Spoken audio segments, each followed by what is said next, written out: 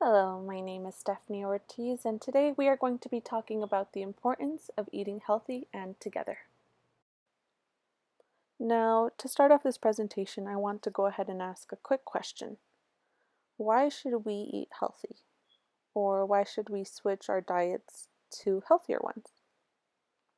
Now, most of you are going to answer that by saying because it's good for us, it's healthy for us, or because it makes us stronger, which are both true.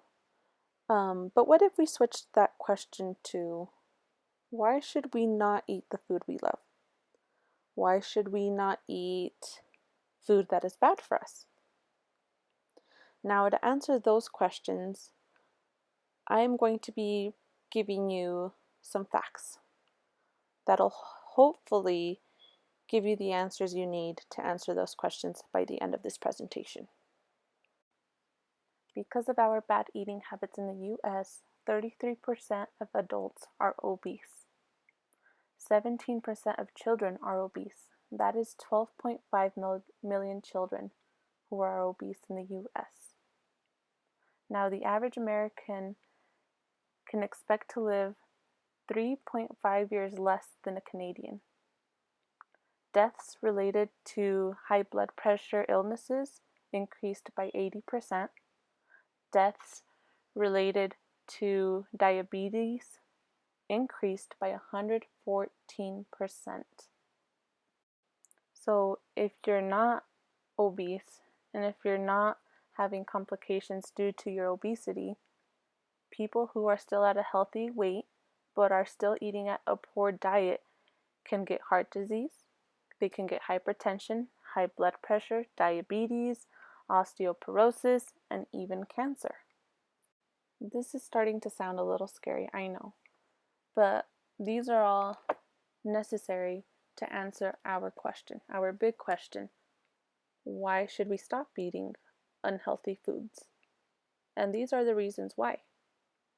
Now, if it's not from all of the diseases that you can get from all of the processed foods, what about all the additives they add into those foods?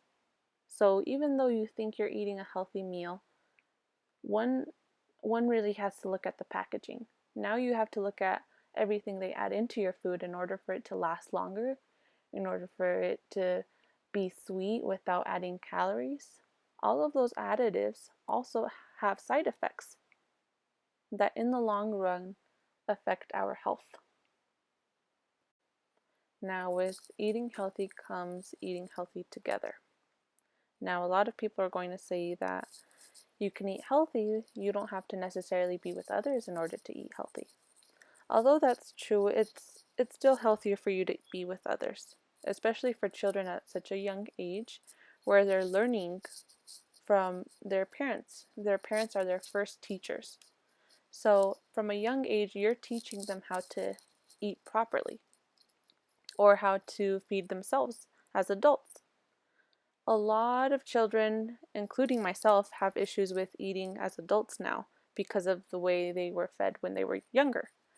Either they're overeating now or they eat too many sweets because they think they deserve it as a treat after eating some vegetables, where they consider vegetables gross because someone told them they were gross, or expecting something sweet after every meal.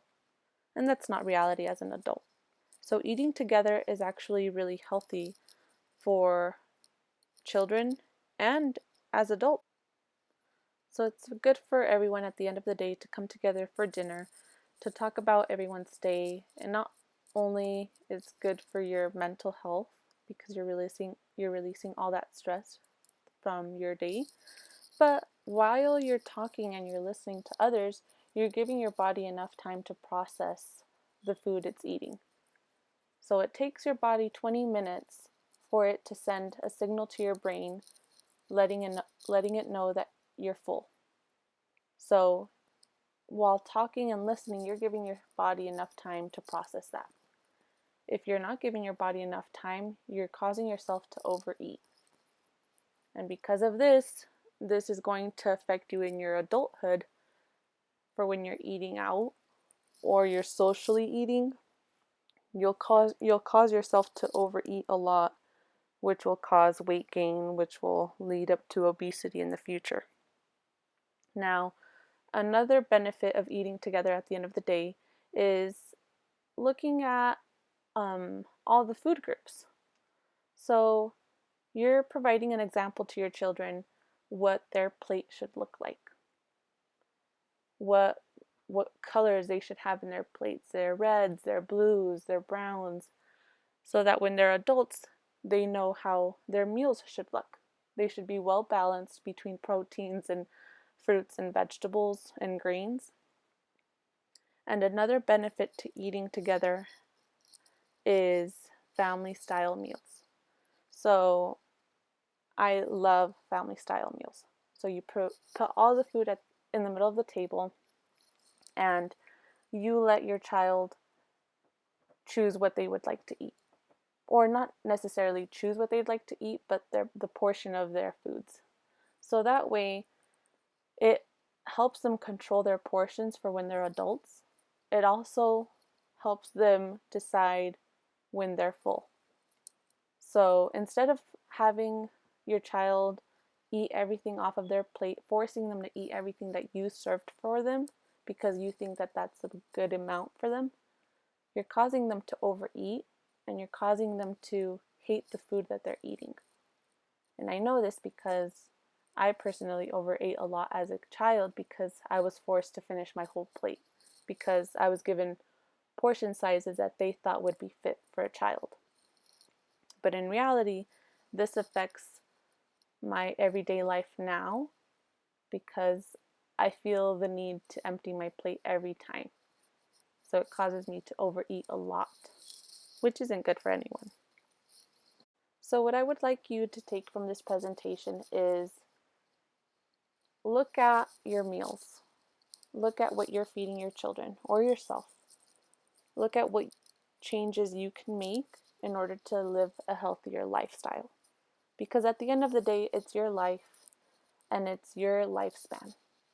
If you want to live up to 80 years, 90 years, 100 years, it's better to start changing our diets now. And the US has made a lot of changes to healthy eating. Now we're having more organic foods available. We're having farmers markets more available to neighborhoods. So I want you to really look at how you're eating. And if you have children, look at how you're teaching them to eat.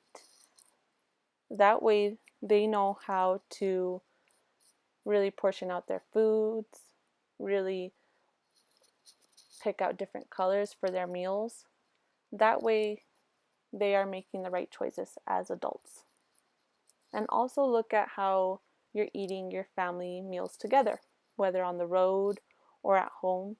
Look at how everyone's eating together, if they're on their phones or if they're actually contributing to the conversation at dinner time. So that is what I would like you to take out of this presentation.